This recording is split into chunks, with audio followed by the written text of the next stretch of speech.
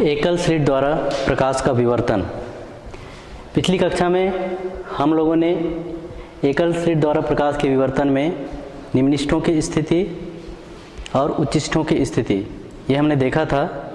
हम केंद्रीय उच्चिष्ठ की चौड़ाई, द्वितीयक उच्चिष्ठों की चौड़ाई, निम्निष्ठों की चौड़ाई और रिजिकोर द्वारा प्रकाश का विवर्तन कैसे होता है इसके बारे में पढ़ेंगे। पिछली कक्षा में हमने देखा था, हमको प्राप्त हुआ था निम्निष्ठों की स्थिति।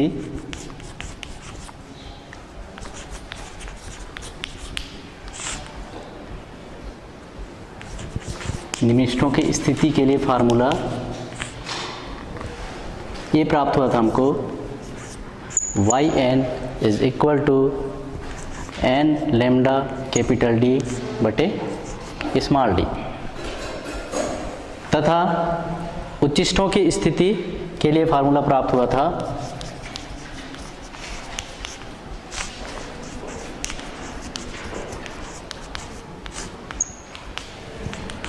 इसके लिए फार्मूला प्राप्त हुआ था yn dash is equal to 2n+1 बटे 2 इंटू लैम्डा कैपिटल D बटे स्मॉल d। अब हम यहाँ पर ज्ञात करेंगे केंद्रीय उच्चिष्ठों की चौड़ाई। हमारा आज का पहला टॉपिक है केंद्रीय उच्चिष्ठों की चौड़ाई। केंद्रीय उच्चिष्ठों की चौड़ाई को बीटा 0 से दर्शाते हैं। हम यहाँ पर बीटा 0 का मान ज्ञात करेंगे।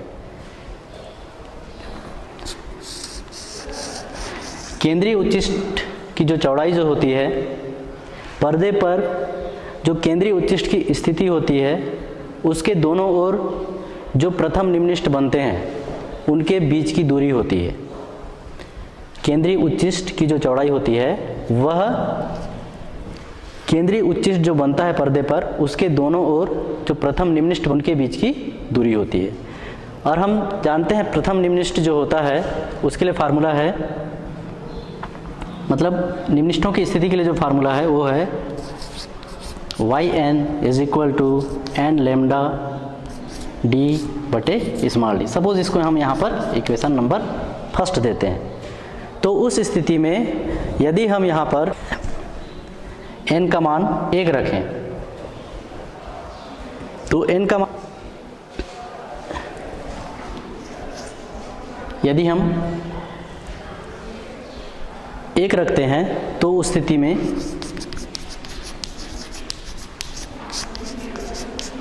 स्थिति में हमको यहाँ पर प्राप्त हो जाता है y1 is equal to lambda capital D बटे स्मॉल d। इसको हम दे देते हैं इक्वेशन नंबर दूसरा।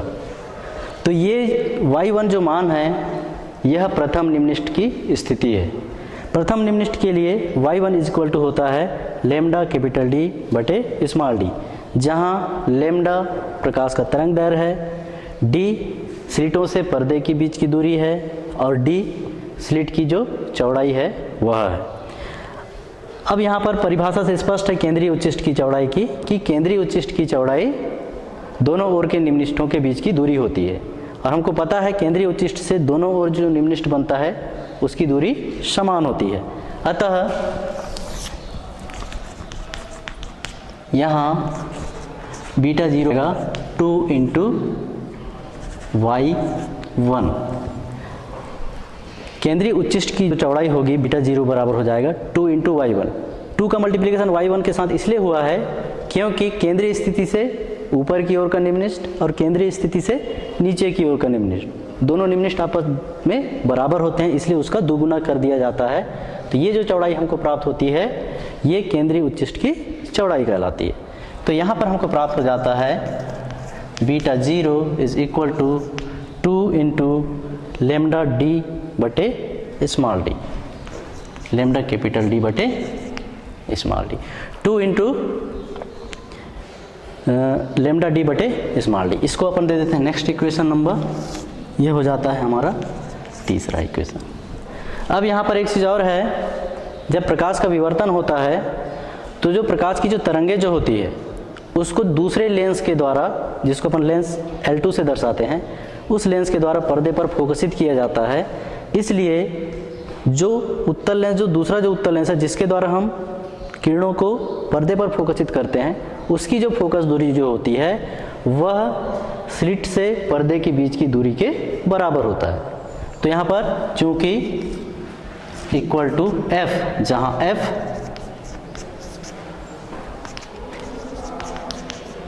उत्तल लेंस की फोकस दूरी है,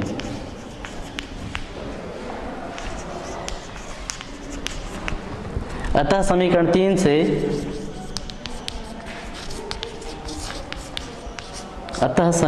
3 से हमको प्राप्त हो जाता है beta 0 is equal to 2 into lambda F बटे स्मॉल डी। यह एक और फार्मूला है केंद्रीय उच्चिष्ट की चौड़ाई के लिए।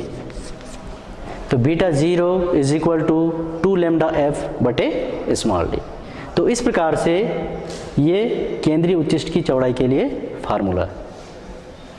अब हम इसके बाद देखते हैं निम्निष्ठों की चौड़ाई, सॉरी उससे पहले अपन देखते हैं द्वितीयक उच्चिष्ठों की चौड़ाई।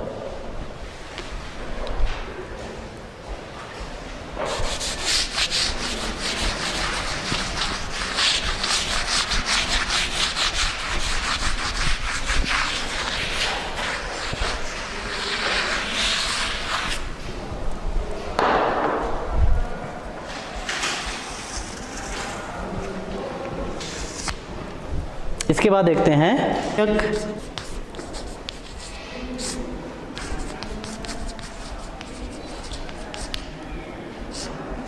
उच्चिष्ठों की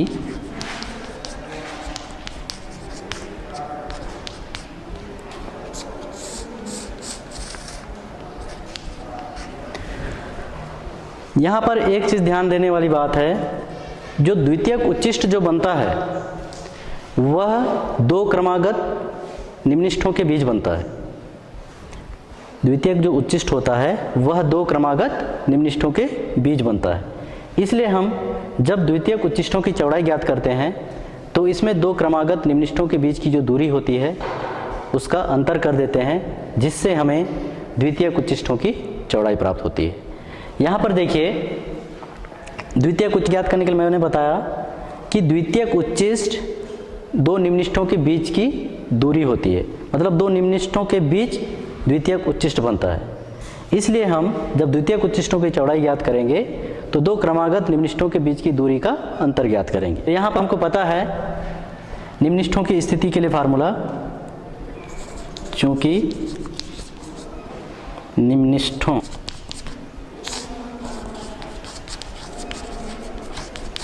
है y1 is equal to n lambda capital D बटे स्मॉल d। ये nवें निम्निष्ठ की स्थिति है, nवें निम्निष्ठ की स्थिति यहाँ लिख सकते हैं, nवें निम्निष्ठ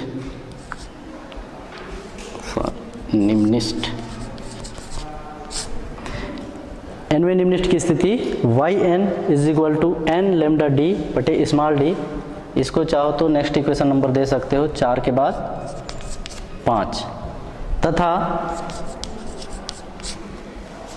पहले का जो निम्निष्ठ होगा वह n-1वां निम्निष्ठ होगा।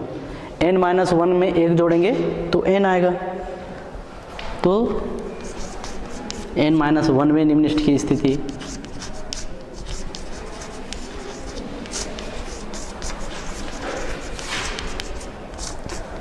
तो n-1वें निम्निष्ठ की स्थिति इस सूत्र में n बराबर n-1 रखने से हमको प्राप्त होता है। Equal to n-1 is equal to n-1 रखेंगे, फिर लेमडा कैपिटल D बटे small d। This one is equation number 6। यह हो गया समीकरण नंबर 6वां। अतः द्वितीयक उच्चिष्टों की चौड़ाई जो होगी वह nवें निम्निष्ठ की स्थिति में n-1वें निम्निष्ठ की स्थिति को हम घटाएंगे। तो यहाँ पर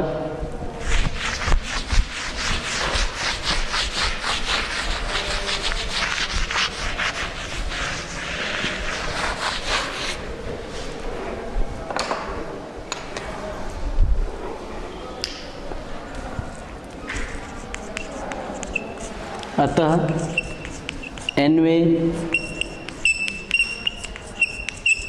द्वितीयक उच्चिष्ट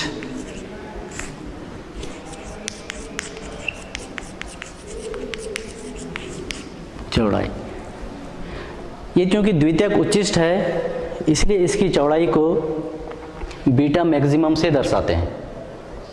इसकी चौड़ाई को बीटा मैक्सिमम से दर्शाते हैं और यहाँ पर बीटा मैक्सिमम इक्वल टू मिलेगा yn माइनस y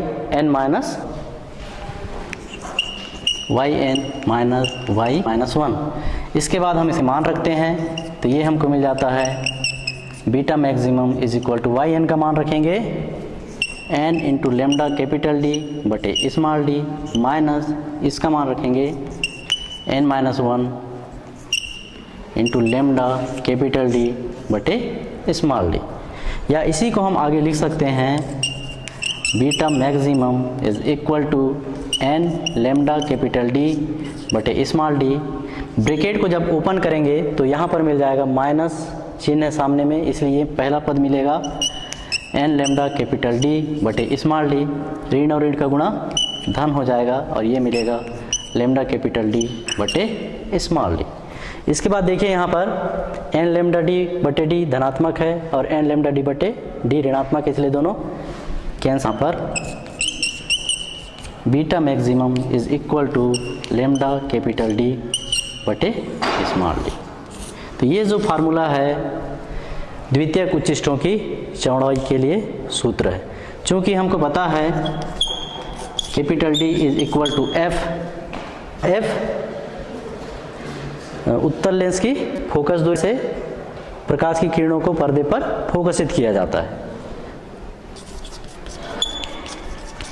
होता है। इसको इक्वेशन नंबर 7वां दे देते हैं। अभी चूंकि अपन को पता है d बराबर f होता है, अतः यहाँ से हमको मिल जाता है b maximum is equal to lambda f बटे d।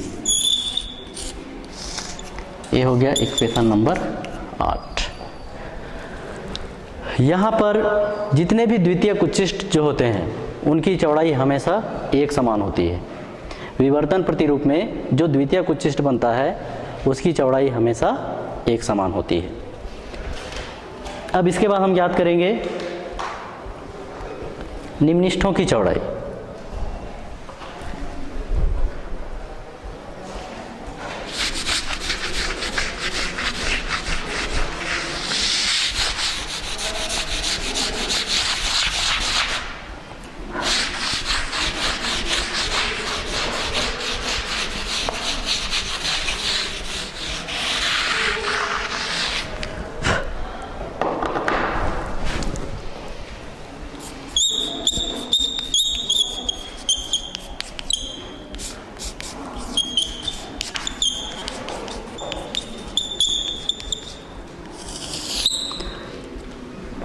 अब निम्निष्ठों की चौड़ाई कैसे ज्ञात करेंगे? ये जो निम्निष्ठ जो होता है वह पर्दे पर जो विवर्तन प्रतिरूप प्राप्त होता है उसमें जो द्वितीयक उच्चिष्ट जो होते हैं क्रमागत दो द्वितीयक उच्चिष्ट उसके बीच की जो चौड़ाई होती है वही निम्निष्ठों की चौड़ाई होती है, क्योंकि दो क्रमागत द्वितीयक उच्चिष्टों के बीच निम्निष्ठ बनता है। जैसे मैंने पिछले टॉपिक में बताया था कि द्वितीयक उच्चिष्ट कहाँ पर बनता है? दो क्रमागत निम्निष्ठों के बीच द्वितीयक उच्चिष्ट बनता है। ठीक उसी प्रकार से दो क्रमागत द्वितीयक उच्चिष्टों के बीच निम्निष्ठ बनता है। इसलिए निम्निष्ठों की चौड़ाई ज्ञात करने के लिए हम यहाँ पर दो क्रमागत द्वितीयक उच्चिष्टों के बीच की दूरी ज्ञात करेंगे। क्योंकि हमारे पास फार्मूला है द्वितीयक उच्चिष्टों की स्थिति के लिए।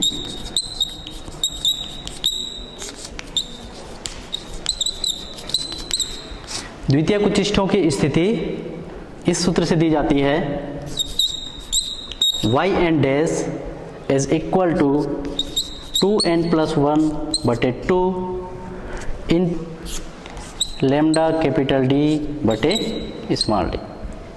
इस सूत्र से द्वितीयक उच्चिष्टों की स्थिति का, तो इसे यदि हम nवें द्वितीयक उच्चिष्ट की स्थिति माने तो n-1वें द्वितीयक उच्चिष्ट की स्थिति हमें मिल जाता है n बराबर n-1 रखने पर। तो यहाँ पर लिख सकते हैं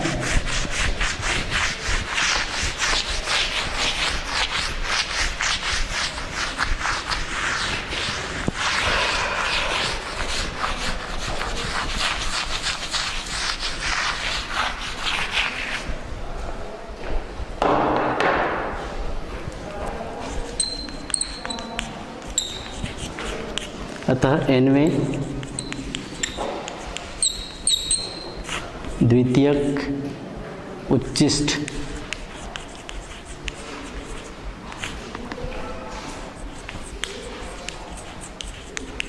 की स्थिति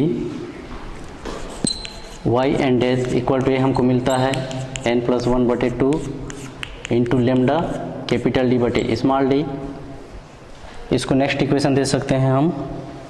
चलो यहाँ पर इसको पहले ही इक्वेशन दे दें, तथा n-1वें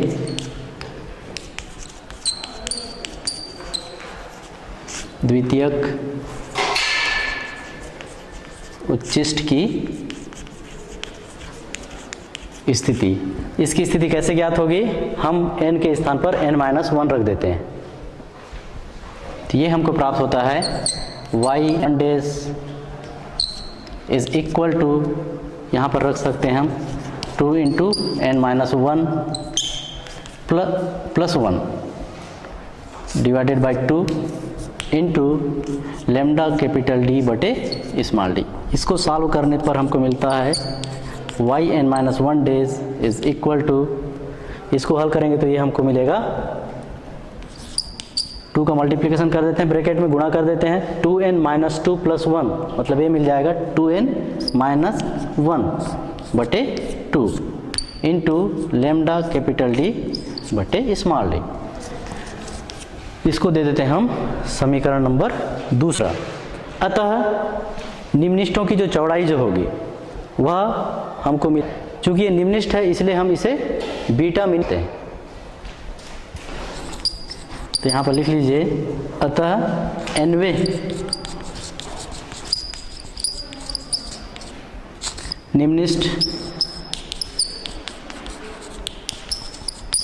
निम्निष्ठ की चौड़ाई बीटा मिनिमम, इसको हम बीटा मिनिमम से दर्शाते हैं। मिनिमम मतलब होता है न्यूनतम, तो beta minimum is equal to, ये हमको मिलेगा y एन डैश में y n-1 डैश को घटाने पर, तो ये हमको प्राप्त हो जाता है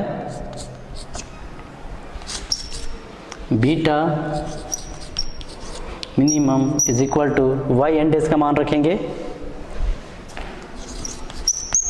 2n प्लस 1 बटे 2 इंटू लेमडा डी बटे स्मॉल डी। इसमें घटेगा ये वाला 2n-1 बटे 2 इंटू लेमडा डी बटे स्मॉल डी। यहाँ पर हमको मिल जाएगा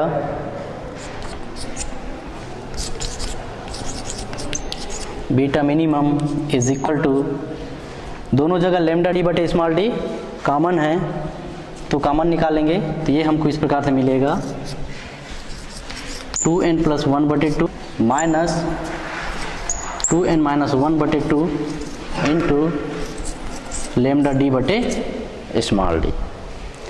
अब इसको हम आगे सॉल्व करते हैं, आगे हल करते हैं, तो ये हमको प्राप्त होता है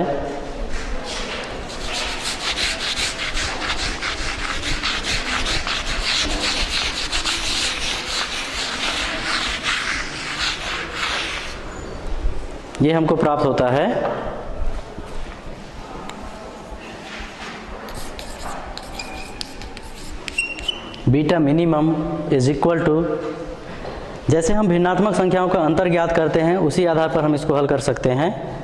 तो इन दोनों भिन्नात्मक संख्याओं के हर में 2 है, इसलिए लघुत्तम 2 आएगा।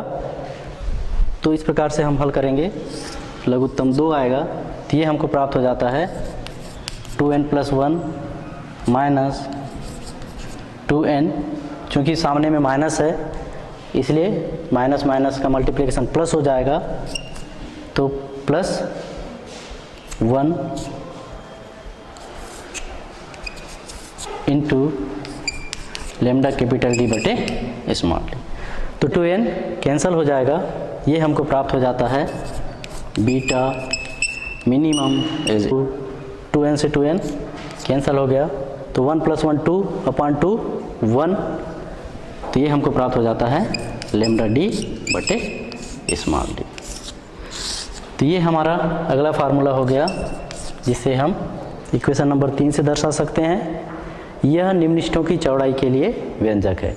चूँकि हमको पता है यहाँ पर d का मान स्मॉल f के बराबर होता है, अतः इसी सूत्र को हम इस प्रकार से भी लिख सकते हैं,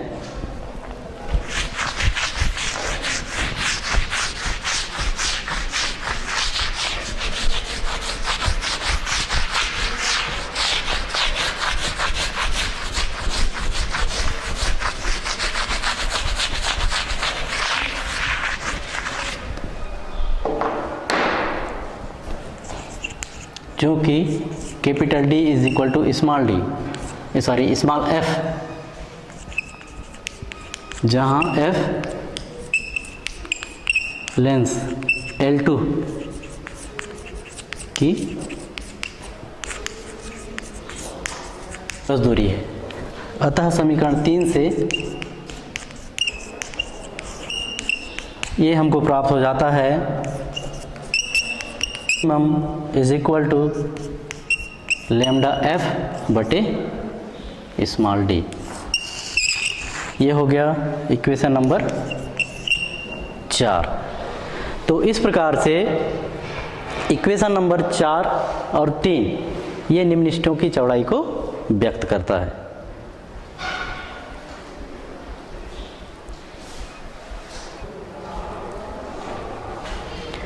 तो अभी हमने देखा निम्नलिखितों की चौड़ाई के लिए व्यंजक beta minimum is equal to lambda D बटे स्मॉल d, और beta minimum equal to lambda f बटे स्मॉल d।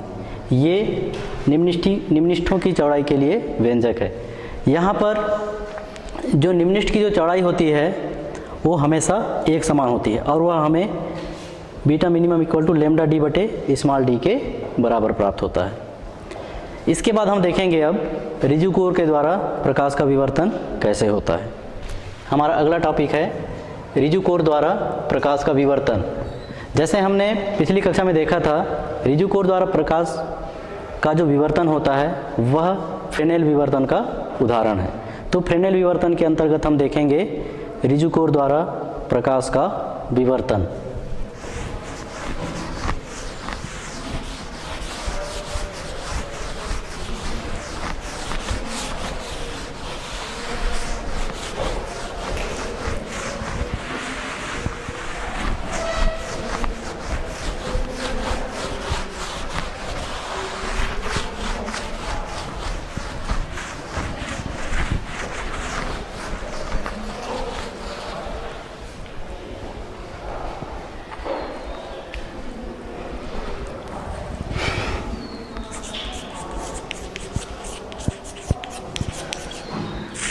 रिजु कोर द्वारा प्रकाश का विवर्तन।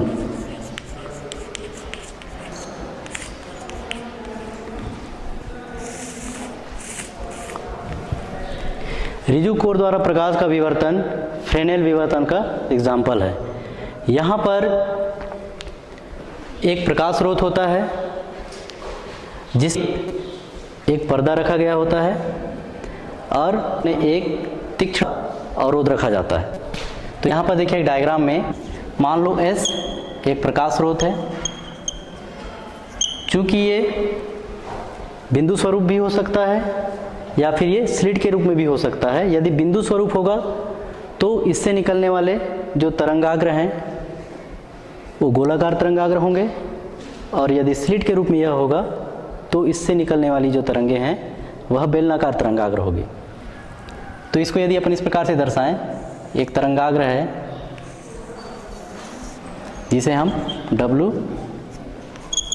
डैश से डिनोट कर रहे हैं, और इसके कुछ ही दूरी पर एक पर्दा है, मान लो ये X Y, और यहाँ पर एक तीक्ष्ण धार वाला अवरोध जिसे हम AB से दर्शाते हैं।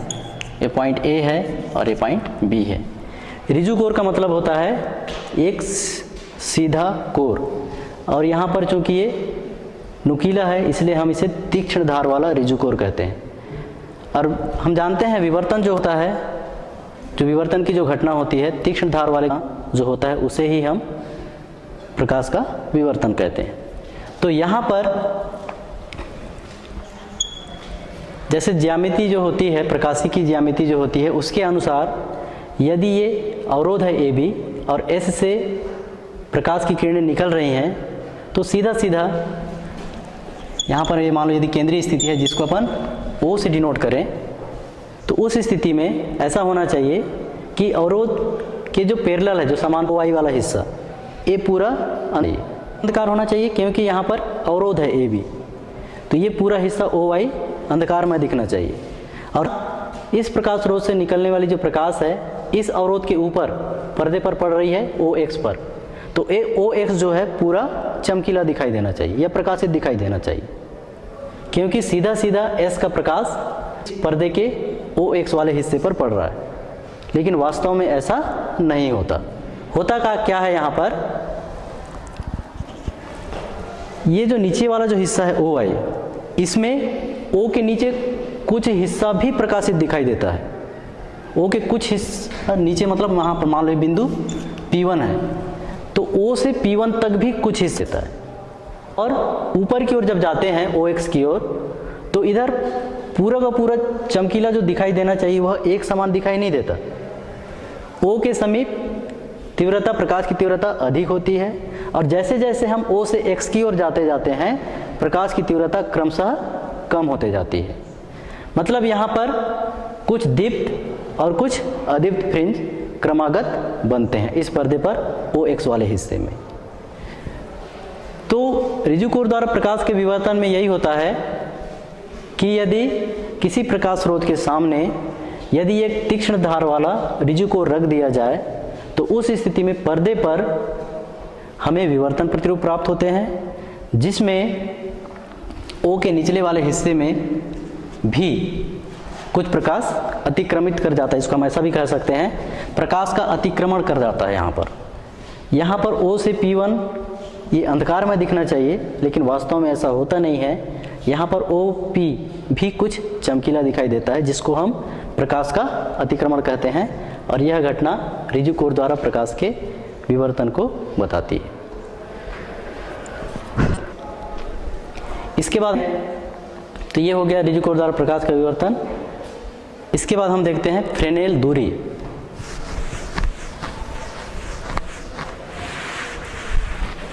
हमारा अगला टॉपिक है फ्रेनेल दूरी।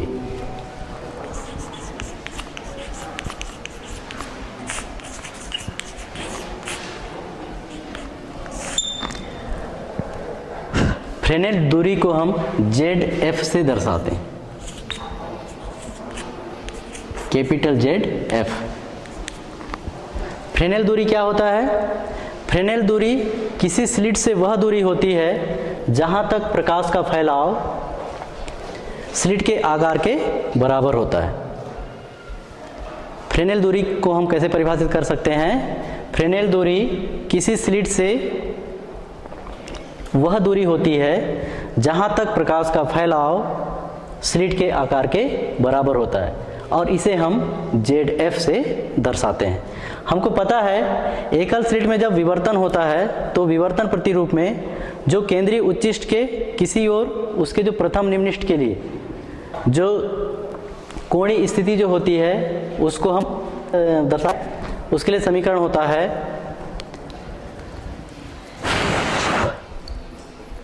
थीटा बराबर लेमडा बटे डी। निम्नलिखित के लिए जो कोणीय स्थिति जो होती है उसे हम theta is equal to lambda बटे डी इस सूत्र से हम दर्शाते हैं। ये सूत्र हमें कहाँ से प्राप्त हुआ? निम्नलिखितों के लिए हमने देखा था डी साइन थीटा बराबर जो लेमडा जो होता है निम्नलिखित के लिए, प्रथम निम्नलिखित की जो स्थिति होती है वह होती है डी साइन थीटा बराबर लेमडा। इससे हमको प्राप्त होता है थीटा बराबर लेमडा बटे डी इस सूत्र से। ब्रैकेट में हम इसको याददाश्त के लिए लिख सकते हैं। तो थीटा इक्वल टू प्राप्त होता है लेमडा बटे डी। इसको दे दीजिए इक्वेशन नंबर पहला। अब यहाँ पर यदि स्लिट से पर्दे की दूरी को हम कैपिटल डी से दर्शाएं, अब यदि स्लिट से पर्दे की दूरी को कैपिटल डी, तो उस स्थिति में केंद्र का जो रैखिक फैलाव जो होता है,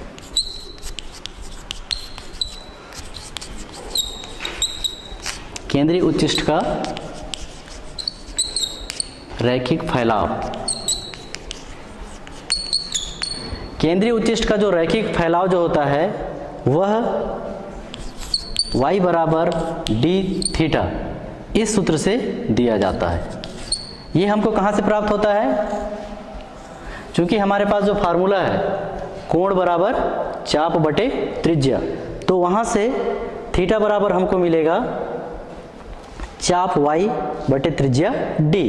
तो उस कंडीशन से हमको ये मिला है y बराबर d इंटू थीटा। अब यहाँ पर हम समीकरण 1 से थीटा का मान रखते हैं।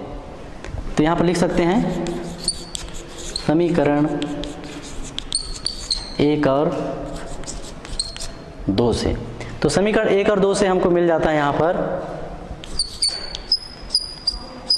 y बराबर d lambda into capital D बटे स्मॉल d। तो y बराबर हमको मिलता है लेमडा d बटे स्मॉल d। इसको हम दे देते हैं इक्वेशन नंबर।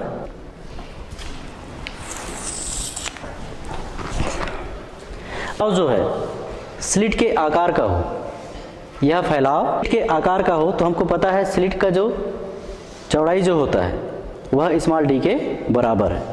मतलब यदि y बराबर स्मॉल d हो तो उस स्थिति में कैपिटल D जो होता है वह फ्रेनेल दूरी के बराबर होता है।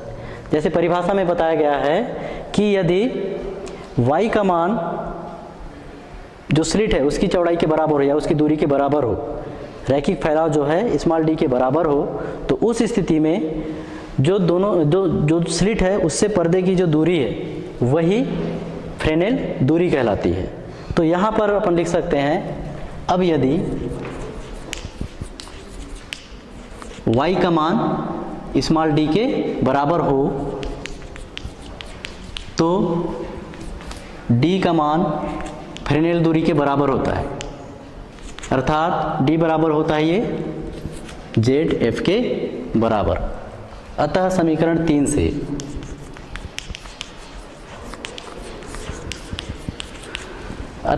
3 से हमको ये मिल जाएगा, मान रख देते हैं, y का मान रखेंगे हम स्मॉल d और d का मान रखेंगे f। तो ये हमको मिल जाता है बराबर लेमडा इंटू d का मान रखेंगे बटे स्मॉल d, या यहाँ से हमको मिल जाता है ZF is equal to d का वर्ग बटे लेमडा।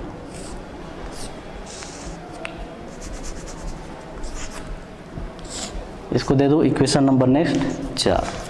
तो समीकरण 4 ये फ्रेनेल दूरी के लिए व्यंजक है। तो फ्रेनेल दूरी ZF बराबर होता है d का वर्ग बटे लेमडा, जहाँ d स्लिट की चौड़ाई तरंगदैर्घ्य। अब हम यहाँ पर फ्रेनेल दूरी से संबंधित एक आंकिक प्रश्न हल करते हैं। प्रश्न लिख लीजिए।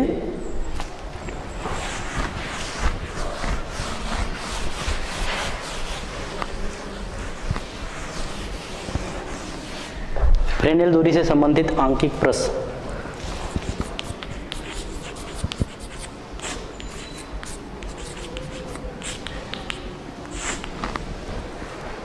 प्रश्न लिखिए,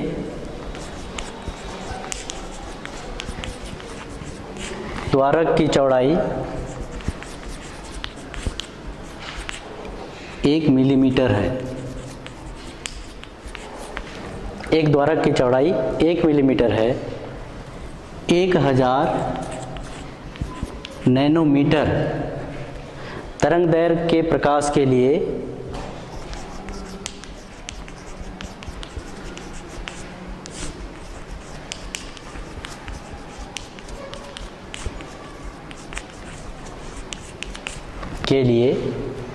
फ्रेनेल दूरी ज्ञात कीजिए।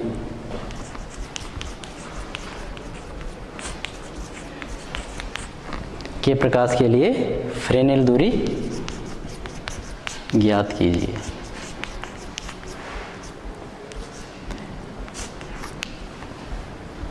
तो यह है हमारा प्रश्न।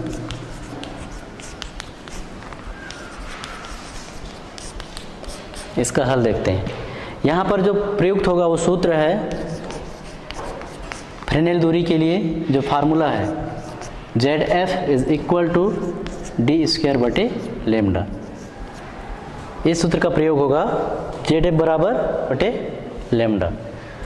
यहाँ पर देखिए क्या द्वारक की चौड़ाई दिया है, तो द्वारक की चौड़ाई का मतलब क्या है, यहाँ पर जिस में से होकर के जो प्रकाश की जो तरंगे हैं वो प्रवेश कर रही है, अर्थात द्वारक का मतलब है यहाँ पर स्लिट जो है उसकी चौड़ाई।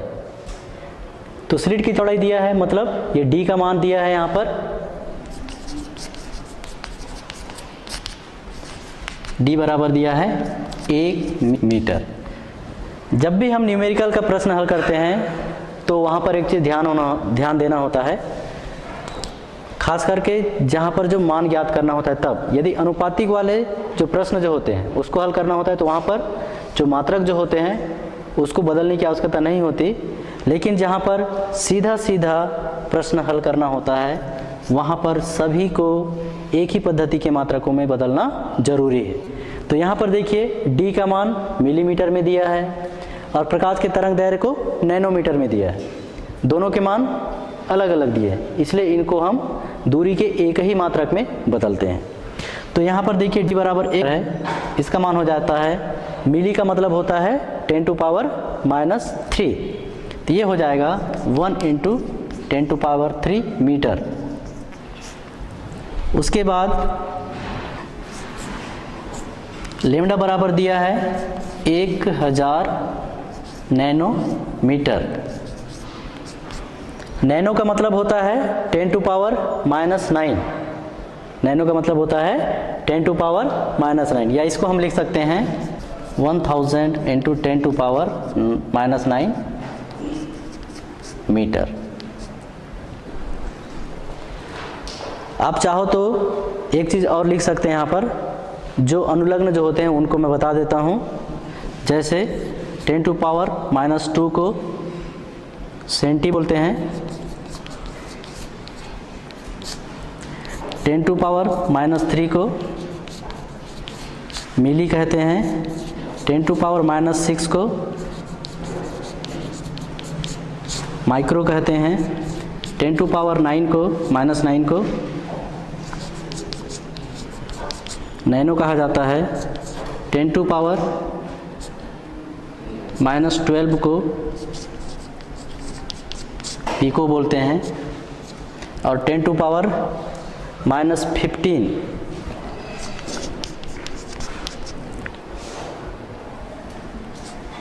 इसको फेमटो बोलते हैं।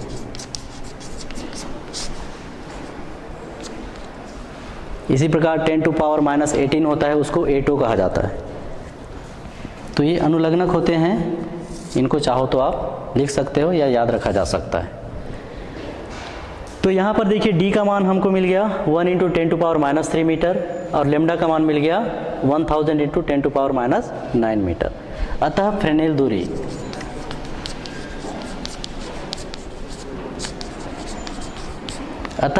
दूरी Z F equal to D का स्क्वायर बटे लेमडा। इस सूत्र से मान रख देते हैं, ये हमको मिलेगा